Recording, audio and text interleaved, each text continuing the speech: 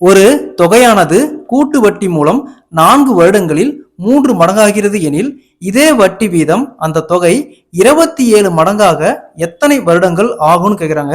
அதாவது எக்ஸாம்பிளுக்கு ₹1 இருக்கு, அது ₹3 மாறுது 4 வருஷத்துல. ஸோ 27 மடங்காக எத்தனை வருஷம் ஆகும்னு கேட்குறாங்க. இப்போ இந்த ₹3 3 மடங்குனா 3 × 3 9. அப்போ இதுக்கும் பார்த்தீங்கன்னா இதே 4 வருஷம் தான் ஆகும். ஸோ இப்போ இதுக்கு 4 வருஷம் ஆகுதுன்னா இதுக்கும் 4 வருஷம் தான் ஆகும். ஸோ அடுத்தது இந்த 9 3 மடங்குனா 27.